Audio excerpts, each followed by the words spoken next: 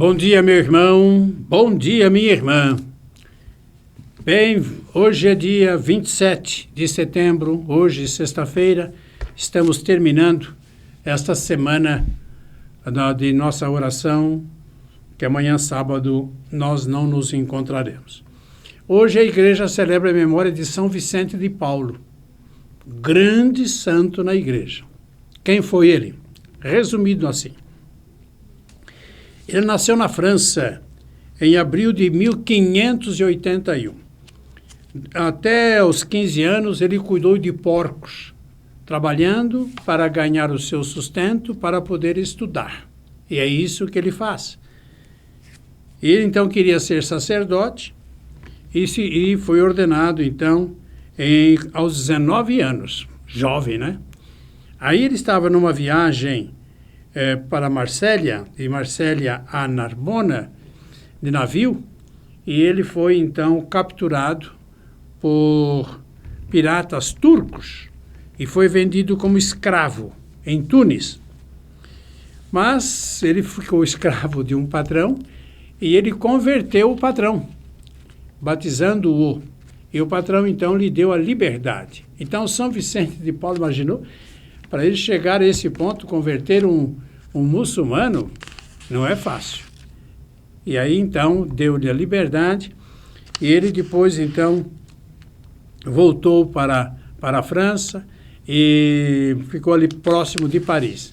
E ali ele fez um trabalho maravilhoso de ajuda aos necessitados, e o trabalho dele se tornou como um imã, uma atração para tantos homens e mulheres e sacerdotes que queriam trabalhar como ele trabalhava, em benefício daqueles mais pobres e necessitados. E fundou também, então, a congregação dos Vicentinos e das Irmãs da Caridade, as irmãs que cuidam aqui do Hospital da Providência, pertencem então a São Vicente de Paulo. São chamadas Filhas da Caridade. Ele, então, pela sua capacidade organizativa, administrativa, etc., a rainha da França criou o Ministério da Caridade, e confiou a ele, como ele se tornou ministro, para organizar, então, essa ajuda a toda a França, ao país todinho. Então, ele realmente fez algo assim de grandioso na França. E agora, então, até hoje, nós temos o fruto desse trabalho de São Vicente de Paulo. Vamos rezar? Rezamos, então, o salmo de hoje, que é o Salmo 128. Então, esse salmo fala um pouco da reconstrução de Jerusalém, é justamente aquilo que nós estamos vendo na primeira leitura. O Templo de Jerusalém foi destruído lá em 585, e agora nós estamos aí no ano 500, portanto 85 anos depois, mais um pouquinho, mais 15 anos, para terminar o templo. 100 anos depois, então, o templo está de pé novamente. E, então, ele está falando justamente desse fato da reconstrução. Então, mas estão falando primeiro daquela situação quando Nabucodonosor destruiu a cidade. Então, ele aqui fala de arado que rasga a terra, porque estão rasgando as costas das pessoas, com flagelos, decapitando também, não é? Matando muita gente. Então fala dos sofrimentos pelo qual passou o povo na hora em que a cidade foi invadida pelo exército de Nabucodonosor. Vamos ao Salmo? Quanto eu fui perseguido desde jovem, que o diga Israel neste momento. Quanto eu fui perseguido desde jovem, mas nunca me puderam derrotar. Araram lavradores o meu dorso, rasgando longos sulcos com o arado. Mas o Senhor, que sempre age com justiça, fez em pedaços as correias dos malvados. Que voltem para trás envergonhados todos aqueles que odeiam a Sião. Sejam eles como a erva dos telhados. Ervas é porque os telhados deles lá no campo, naquela época, era coberto com terra. E então Era a terra que protegia, não como as telhas que nós usamos agora. Então, por isso, é que sempre nos telhados, na época da chuva, o telhado estava sempre cheio de ervas, mas era passageiro, porque não tinha uma estrutura lá para baixo, então, daí a pouco secava tudo, né? Então, sejam eles como a erva dos telhados, que bem antes de arrancada já secou. Esta jamais enche a mão do ceifador, nem o regaço dos que juntam os seus feixes, porque é tão pouca erva que não serve para nada. Para esses nunca dizem os que passam, sobre vós desça a bênção do Senhor, em nome do Senhor vos bendizemos. Aí está, esse momento de oração, de agradecimento a Deus. Vamos para a liturgia da palavra? Então, nós estamos lendo a palavra de Deus escrita entre os anos 520, mais ou menos, a 480 antes de Jesus nascer, e é na reconstrução, quando aconteceu a reconstrução do Templo de Jerusalém. Então, nós estamos vendo aqui o profeta Ageu, enviado por Deus, está falando ao governador daquela região e falando também ao sumo sacerdote, que estão trabalhando na reconstrução dos muros da cidade, mas principalmente na reconstrução do Templo de Jerusalém, que vai terminar ali pelo ano 487, aproximadamente. Vamos então para a liturgia da palavra. O profeta Ageu, que Deus mandou nessa época para falar com os governadores e com os sumos sacerdotes.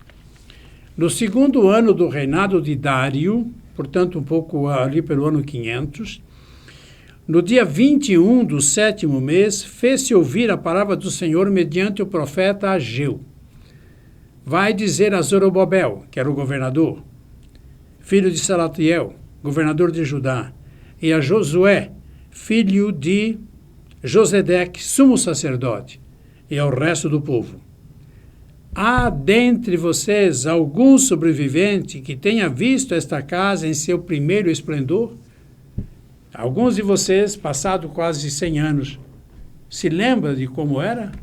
Talvez é possível que não tenham. Quantos podiam ter ali? Eles foram levados como escravos em 85, agora já passou quase 80 anos. Então, dificilmente tinha alguém. Mas que tenha conhecido o esplendor do primeiro templo, daquele templo construído por Salomão, riquíssimo, cheio de pedras preciosas, ouro por todo lado. Uma obra realmente belíssima. Então, alguém se lembra daquele templo? E como vocês veem agora? Não parece aos olhos de vocês uma sombra do que era? Mas agora tomem coragem, Zorobabel, governador. Coragem, Josué, filho de Josedeque, sumo sacerdote. Coragem, povo de toda esta terra, diz o Senhor dos Exércitos. Coloquem mão à obra. Eu estou com vocês, diz o Senhor dos Exércitos. Eu assumi um compromisso com vocês quando vocês saíram do Egito, há 1000 anos atrás. E meu espírito permaneceu no meio de vocês. Não tenham medo. Isto diz o Senhor dos Exércitos. Ainda um momento, e eu hei de mover o céu e a terra, o mar, o céu e a terra, o mar e a terra firme. Sacudirei todos os povos e começarão a chegar tesouros de todas as nações. Hei de encher de esplendor esta minha casa, diz o Senhor dos Exércitos. Pertence-me a prata, pertence-me o ouro, diz o Senhor dos Exércitos. O esplendor dessa nova casa será maior que o da primeira. E, de fato, essa casa, então, é reconstruída. 500 anos depois está Jesus nesta casa. Então, o esplendor será bem maior, porque ela já está, naquela época, os apóstolos é que mandam quando estão em cima do monte ali do Getsemane, olhando lá para o templo de Jerusalém e vendo aquela beleza do templo, né? Cheio de pedras preciosas, tudo de ouro, etc., estão mostrando para Jesus. Jesus diz, não vai ficar pedra sobre pedra. Então, o esplendor daquele templo. Mas o maior esplendor daquele templo se deve à presença de Jesus nesse templo que foi reconstruído nesse ano, terminada a reconstrução, nesse ano de 487, mais ou menos. Então, o próprio Deus é que está falando, eu sou dono de toda a riqueza, de todo o ouro, de toda a prata, e eu vou fazer chegar até esse templo toda a força que toca a mim fazer. Mas, então, vai ser muito maior o esplendor deste templo, que por enquanto é quase nada em vista daquele que foi destruído por Nabucodonosor, mas que vai ter um esplendor ainda maior daqui a poucos séculos. É com a chegada de Jesus. Então, o povo já está se organizando como povo de novo. Imagine, né, esse povo disperso por toda aquela região da